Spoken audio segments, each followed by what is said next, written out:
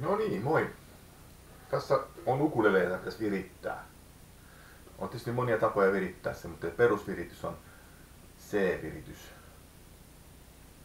Tai siis valkoisia koskettimia. Ylin kieli pitäisi saada A. A. O.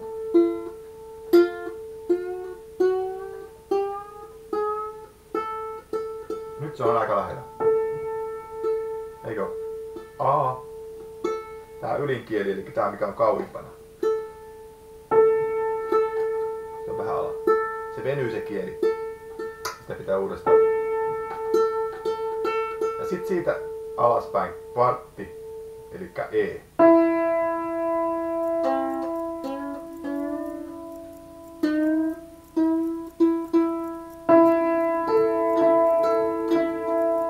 Siinä se on aika lähellä. Se venyy se kieli tosiaan. Ja sitten C, keski C.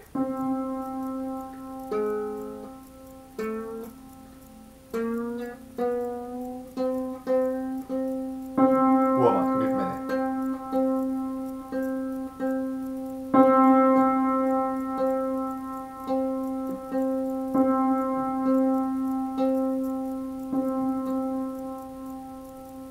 Ja sitten tämä alinkieli onkin standardivirityksessä, niin se onkin ylempänä kuin nämä C ja E, eli se on toi G, 1-G.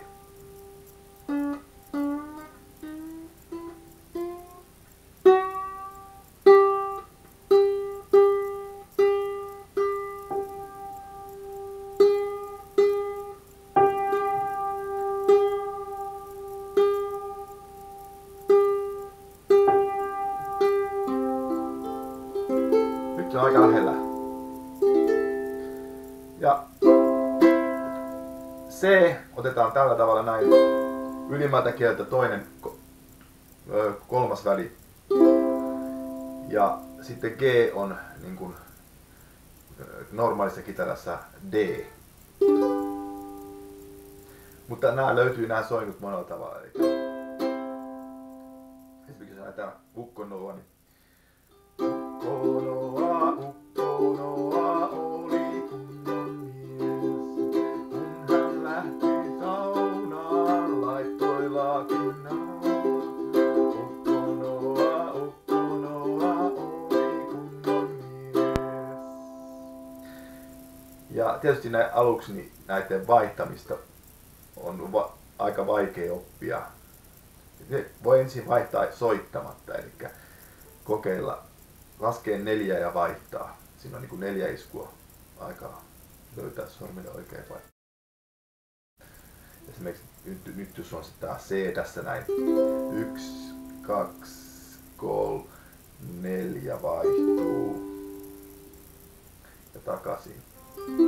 Ja näillä kahdella soinnulla voi jo säästää vaikka mitä.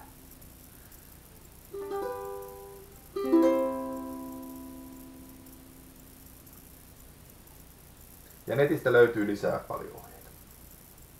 Semmosta.